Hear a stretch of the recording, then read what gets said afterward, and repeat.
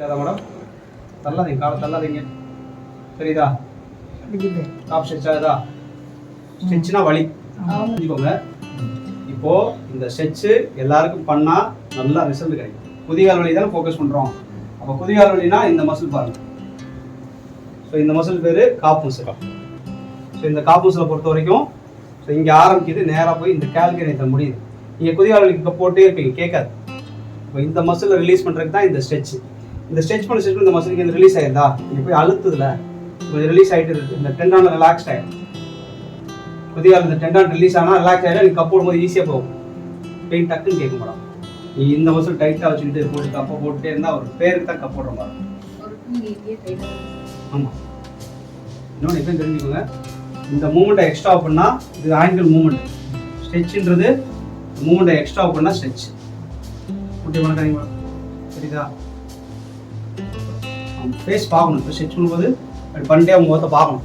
பார்த்தா தான் வலிக்கு மூஞ்சி சுருப்பாங்களா, ரிலாக்ஸ் ஆகணும். இந்த கவனிக்க எப்படி வந்து பாருங்க, முடிச்சுட்டு பாருங்க.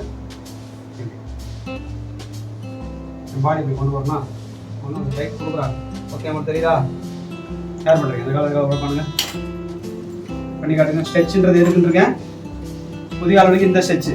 இந்த ஸ்ட்ரெச்சை பண்ணால் முதுகு வலிக்கு, இந்த ஸ்ட்ரெச்சை பண்ணால் அந்த ப்ராப்ளம் வந்து பண்ணிக்காரு. இப்போ புதிய இதை மட்டும் நீங்கள் வெப்சைட் பண்ணுங்க.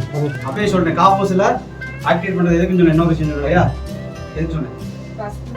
இன்னொரு ப்ராப்ளம் டயபெட்டிக்ஸ் சொன்னேன். ஓகே பண்ணுங்க.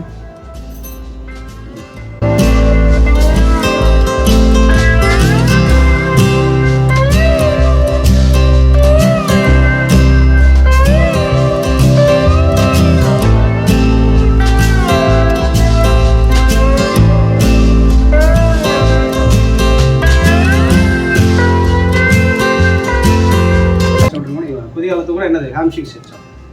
ஹாம்ஸ்ட்ரிங் ஸ்ட்ரெச் யாருக்கு பண்ணும்? பேக் பெயின் பண்றீங்களா? எடுத்து கூடனா ரிலாக்ஸ் ஆகணும். தெரியுதா உங்களுக்கு? ஸ்ட்ரெச் தெரியுதா உங்களுக்கு?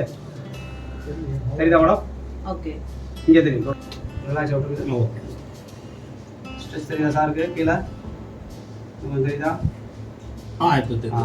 இது ஹாம்ஸ்ட்ரிங் சார். இது ஹாம்ஸ்ட்ரிங். இது வந்து இந்த ஸ்ட்ரெச் வந்து முதுகு வலிக்காரங்க நீங்க பண்ணிட்டு இங்கேயும் கப் போடலாம், முதுகுலையும் கப் போடலாம். No.